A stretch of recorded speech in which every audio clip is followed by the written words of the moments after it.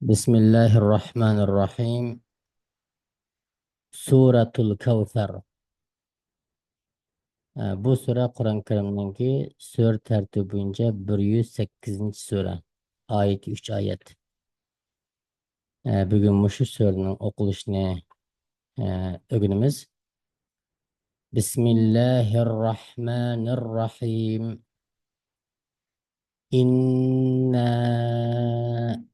a'tainakal kawthar.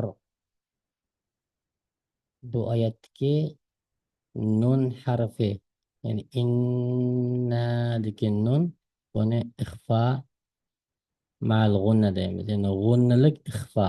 Yani nun harfida to'xtab, xuddi uzun o'qigandek, yani buni uzun tovush mad demaymiz, ammo ixfa deymiz.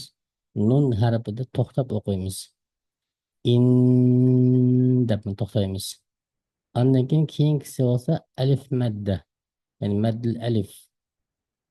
Bu madde vacip bulup 4 ve 5 harf miktarda sözüldü. Yani na deb sözümüz. Yani okusak inna deb sözümüz. A'taynakel kevser. A'ta. Bu çoğun harf, çoğun ta deyimiz bizim de. A'ta, yani a'taynakel kevser. Kevser ra belki tefhim kılın tom okuldu. Haydi öyle. İnna a'taynakel kevser. Fasalli li rabbike vanhar. İkinci ayetteki fasalli, bu sad, bunu seni koymaylı. Fasalli deb bunda o'xshab olmaydi. Fasalli sad, buni tom o'qiymiz. Li robbika ra, ra, buni qalin tom o'qiladigan tafxim harflari. Li robbika vanhar. Belki vanhardagi nun harfi, buni biz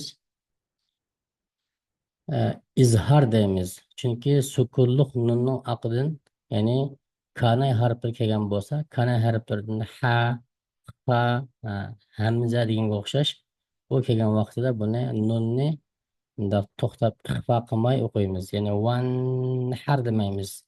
Van har deb ochiq o'qiymiz. Keyingi oyatda inna, bu ixfa malg'unna, ya'ni ikki harf miqdor to'xtaymiz nun ustida. Inna deb bu keyingi nun qisqa tovush, yani inna deymiz. Buni inna deb aytmaymiz. Chunki keyingi nun harfi shaddidan keyingi fatha zabar, bu qisqa.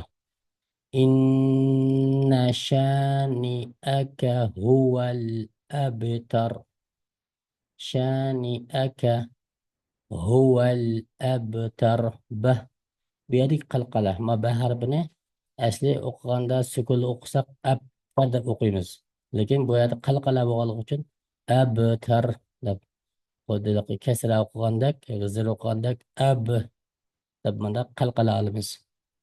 Shunga inna shani'aka huwal abtar. Bu so'zni qayta bir o'qiylik. Bismillahirrahmanirrahim. Inna a'tainakal kawthar. Fasalli li rabbika wanhar. Inna shani'aka huwal abtar. Sadaqallahul azim.